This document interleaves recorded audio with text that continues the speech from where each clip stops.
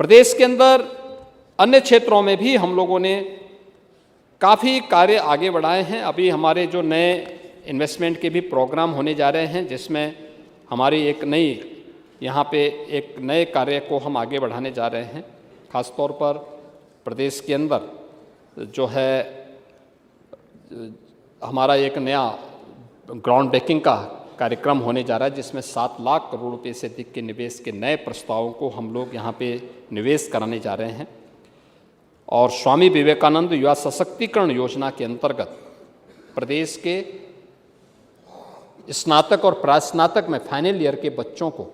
Tablet उपलब्ध कराने के लिए भी हम लोगों ने 2375 करोड़ रुपए की व्यवस्था इस बजट में की है। उन युवाओं को ये उपलब्ध करवाने का कार्य प्रदेश यहाँ पर कराएगा। आज उत्तर प्रदेश अपनी एक नई पहचान के साथ आगे बढ़ा है। पर्यटन के रूप में, पर्यटन के बारे में आपने कहा था, पर्यटन के बारे में आपने देखा होगा, आज कोई मानता है, कोई इस बात को विश्वास करेगा, जिस राज्य में पहले कोई डर के मारे नहीं आता था, 2025 में, पूरे 2025 में अगर आप देखेंगे तो लगभग 156 करोड़ से अधिक पर्यटक उत्तर प्रदेश के अंदर विभिन्न पर्यटन स्थलों में, धर्म स्थलों का दर्शन करने के लिए और उन पर्यटन स्थलों में भ्रमण करने के लिए आया है। एक पर्यटन केंद्र में एक पर्यटक जब आता है तो वह केवल आता नहीं, अपने साथ वहाँ की अर्थव्यवस्था को भी मजबूती करके जाता है। उसके माध्यम से वहाँ की अर्थव्यवस्था में एक नया यानी आर्थिक सशक्तिकरण और राजस्व वृद्धि में और युवाओं के लिए व्यापक रोजगार सृजन में भी उसकी एक बड़ी भूमिका वहाँ पर होती है। और उसी का परिणाम है कि आज सरकार ने उन सभी क्षेत्रों में काम प्रारंभ किया है। यह सरकार तो पहली सरकार है,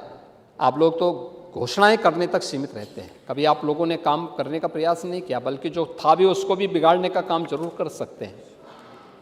हमारी सरकार ने, अगर हमने काशी विश्वनाथ धाम बनाया है, अगर अयोध्या में राम जन्मभूमि और अयोध्या का विकास किया है, मां विंध्यवासिनी के भव्य कॉरिडोर का निर्माण किया है, और चित्रकूट में जाकर के देखिए ना, चेंज आज दिखाई देता है। कैसे कार्य होना चाहिए, चित्रकूट और प्रयागराज उसके उदाहरण है, नैमिषारण्य उसका उदाहरण है, सुखतीर्थ उसका उदाहरण है। लेकिन साथ साथ ये भी व्यवस्था की गई है, हम लोगों ने समाज कल्याण विभाग को 500 करोड़ रुपए पहले से उपलब्ध करवाए हैं कि समाज कल्याण विभाग बाबा साहब भीमराव अंबेडकर और संत रविदास जी, महर्षि वाल्मीकि जी की प्रतिमाएं जहां कहीं भी हैं, वहां पर उन पार्कों की बाउंड्री वाल कराने, गेट लगाने, उनको भव्य स्वरूप प्रदान करने के लिए उस पैसे का उपयोग करें, तत्काल कार्य योजना को इम्प्लीमेंट करें। 500 करोड़ रुपए पहले से हम लोगों ने उसके लिए उपलब्ध करवा दिया है और ये कार्य समाज कल्याण विभाग के माध्यम से हम लोग आगे बढ़ाने जा रहे हैं। आपने देखा होगा, मैं जब ओडीओसी की बात कर रहा था, प्रयास सरकार के द्वारा हो, 2019 के प्रयागराज कुंभ को आदरणीय प्रधानमंत्री जी की प्रेरणा से मानवता के अमूर्त सांस्कृतिक धरोहर के रूप में मान्यता मिली थी और यूनेस्को ने 2025 में क्रिएटिव सिटी ऑफ